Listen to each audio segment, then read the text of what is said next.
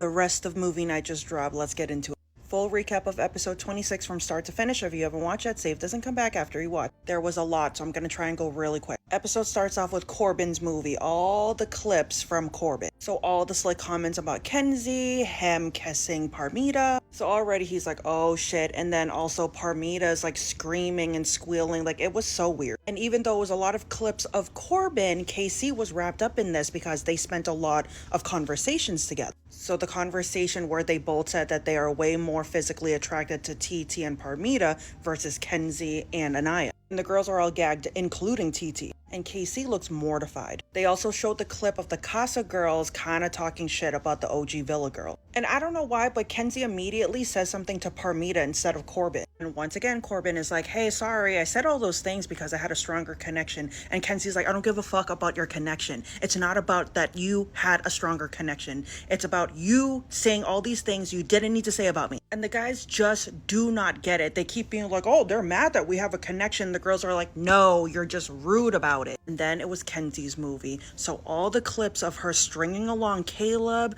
kissing Corbin in secret, and going back to Caleb, telling him, I really want to focus on you. It was bad. So bad that even her own girls were like, we have nothing to say. This looks really bad. Kenzie tries to explain. She's like, listen, at the time I really liked Corbin.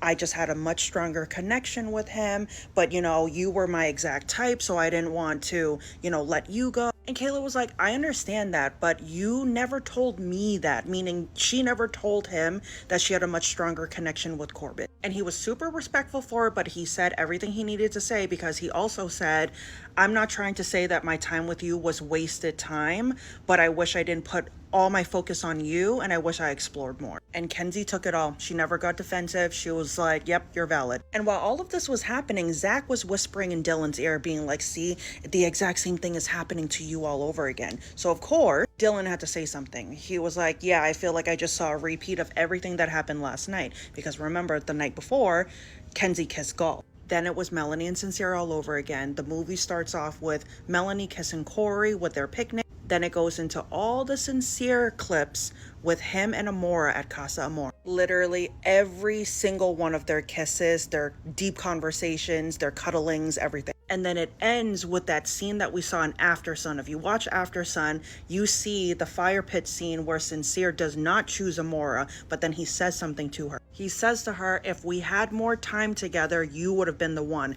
And Melanie's eyes lit up. So Amora breaks the ice and she's like, listen, I'm just gonna say this. Like, I don't want to beat a dead horse or anything. I feel like rejection is protection. And, Melanie, I'm glad that you found a connection yourself, but like, it was very clear that you and Sincere's connection was very strong. Like, I didn't want to get into it. She was like, yeah, but I only kissed Corey one time, insinuating that Amora and Sincere kissed throughout the entire thing and had a much deeper connection than they let on. So, of course, a huge fight happens, right? Melanie is going off on Sincere. And honestly, Bryce seemed to be the only one that was kind of sticking up for him and trying to defend him. And I will say he didn't do it in like a gross way where he was against Melanie. He was validating everything Melanie was saying.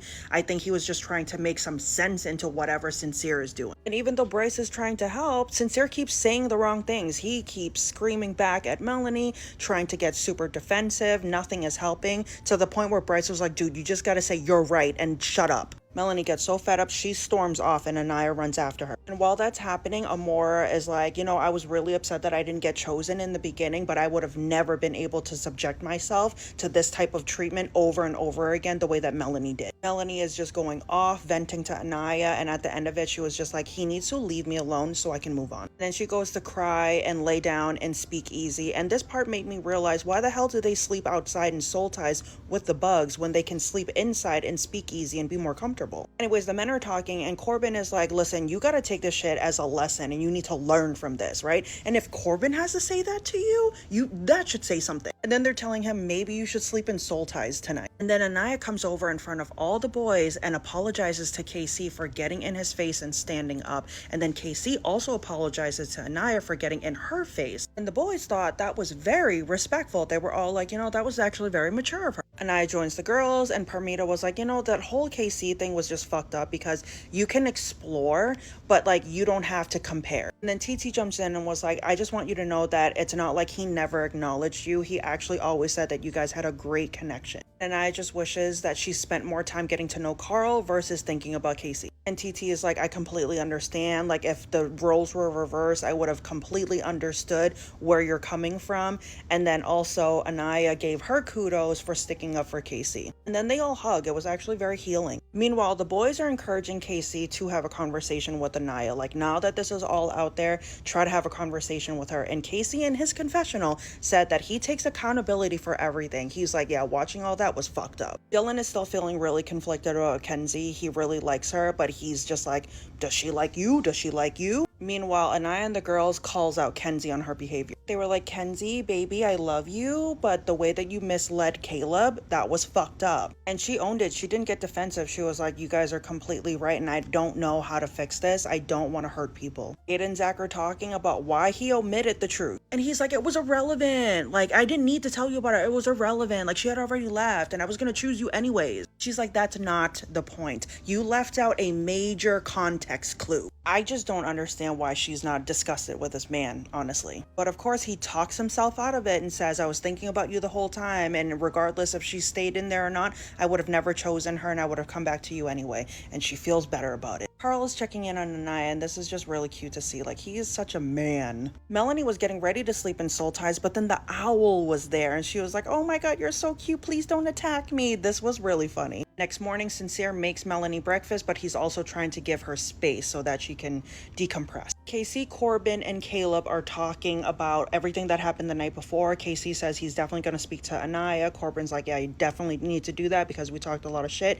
And then Caleb is talking about his relationship with Jaden, how he feels like it's very one-sided. He keeps showing her and giving her compliments. She's not doing the same thing back. Kata and Kenzie are talking, and Kata is trying to politely tell her that, Kenzie, you are acting like a Sincere right now, and you need to get your shit together because what you have with Dylan is a good thing and you're fucking it up. Anaya and Sincere are talking. She's talking about how she's really disappointed in him, and he apologizes for being a really bad friend to her and not defending her more. She also gives him advice on what he needs to do with Melanie, how he just needs to be very honest and transparent with her. Now it's the night out and everyone is preparing for a lot of chats that are about to happen. Kenzie and Dylan are talking. She reassures him that she genuinely really likes him and she wants to focus on their connection. She said she doesn't want to juggle men anymore because she had never done it, and then here she is having all these options and she just didn't know what to do, but now she's definitely going to close herself off more and focus on one boy. Casey pulls Anaya for a chat, and I know I hated him before, but this conversation was really beautiful to see and very necessary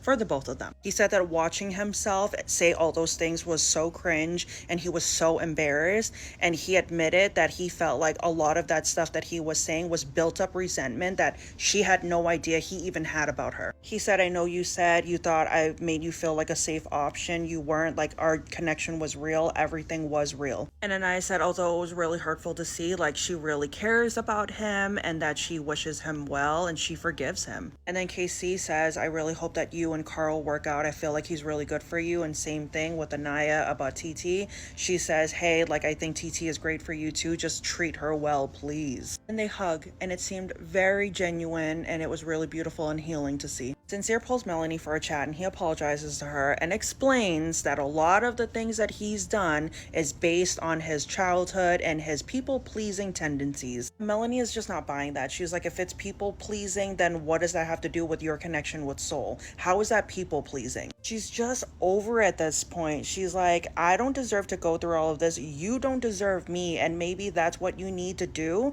in order to learn this lesson of yours. Like, you need to lose me completely. Now, this seems like a breakup, but I just want you guys to know it was never actually said. She just said, you don't deserve me, you should lose me, but like they're still there. They're just sitting there, and Sincere is like, I'm gonna try and show you what you mean to me, and that's how the episode ends. And if you made it this far, you're a real one. Leave a drink emoji in the comments because this cast is driving me to drink. And I will see you guys back tomorrow with another recap.